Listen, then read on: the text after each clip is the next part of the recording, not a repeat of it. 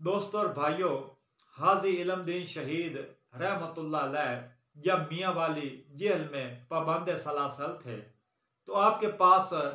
ہندوستان کے طول و عرض میں مختلف قسم کے بڑی بڑی ہستیاں، بڑے بڑے لوگ آپ کی ملاقات کے خواہش مند تھے، متمنی ہوا کرتے تھے۔ ان کو بہت دل میں یہ ایک خواہش تھی کہ ہم اس پروانہ شمع رسالت کے پروانے کا دیدار کریں اور اس سے فیض حاصل کریں۔ تو ان دنوں میں پیر آف سیال شریف یہ بھی حاجی علم دین شہید کی ملاقات کے لیے میاں والی جیل میں تشریف لے گئے۔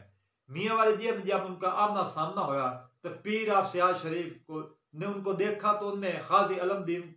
میں ایک بہت حسن و جمال نظر آیا، ان میں ایک بہت کیف و سرور نظر آیا۔ تو پیر آف سیال شریف نے سورہ یوسف کی تلاوت شروع کی تو وہ جب ادھر دیکھتے حاجی علم دین کی شریف کی طرف دیکھتے تو آپ گلو گیر ہو جاتے، کسی اور عالم میں آپ منتقل ہو جاتے اور آپ صحیح طریقے سے سورۃ یوسف ادا نہ کر سکتے، تلاوت نہ کر سکتے تھے۔ تو حاجی علم دین شہید جو کہ بالکل قرآن پاک پڑھے بھی نہیں ہوئے تھے، نہ ان کو اتنی عربی زبان آتی تھی، آپ نے پھر پیر آف سیال شریف سے کہا کہ آپ ایسے کریں کہ دوبارہ بسم اللہ پڑھ کر پھر دوبارہ سورۃ یوسف کی یہ تلاوت کریں۔ تو پیر آف سیال شریف نے پھر دوبارہ یہ بسم اللہ الرحمن الرحیم پڑھی۔ بسم اللہ الرحمن الرحیم پڑھنے کے بعد پھر سورہ یوسف کی انہوں نے تلاوت شروع کر دی۔ تو جس جگہ پہ پیر آف سیال شریف کو سورہ یوسف صحیح طرح نہ آتی تھی یا رک جاتے تھے، یا تو حضرت حاجی علم دین شہید پیر آف سیال شریف کو لقمہ دیا کرتے تھے۔ تو جب پیر آف سیال شریف وہاں میاں والی جیل سے باہر آئے تو آپ نے کہا کہ میں تو حاجی علم دین شہید میں ایک بہت بڑا انسان دیکھتا ہوں، ان میں کوئی بہت بڑی ایک غیبی طاقت دیکھتا ہوں، وہ یہ بہت بڑے اللہ کے ولی ہیں۔ یہ سب کچھ، یہ سب عنایات، یہ حاجی علم دین شہید پر دوران قید اسارت جو کچھ ہوئی، یہ سب نبی پاک صلی اللہ علیہ وسلم کی بارگاہ سے متصل ہونے کی وجہ سے ملی، اور یہ ان کو جس چیز نے انمول بنایا وہ عشق رسول تھا۔ اسی لیے یہ کسی شاعر نے یہ صحیح کہا ہے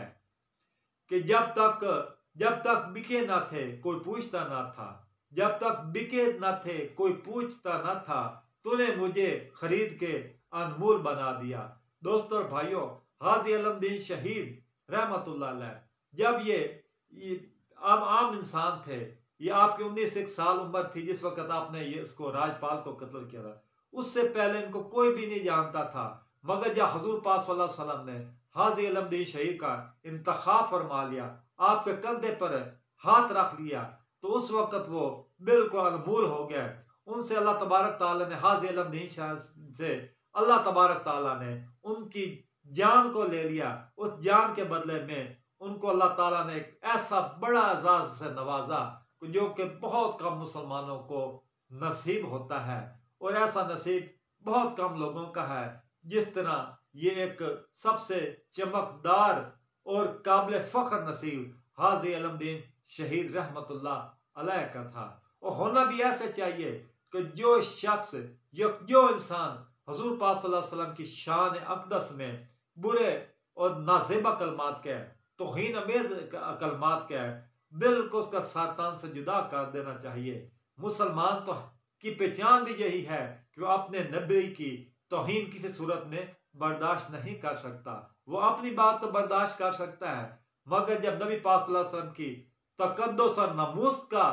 مرحلہ اس کے درپیش آ جائے، یہ مسئلہ درپیش آتا ہے، مسلمان اپنا سب کچھ دیوانہ وار یہ حضور پاک صلی اللہ علیہ وسلم کے قدم میں وار دیتا ہے، اور یہی سب سے بڑی خوش نصیبی ہے، اسی کو ہم ایمان کہتے ہیں۔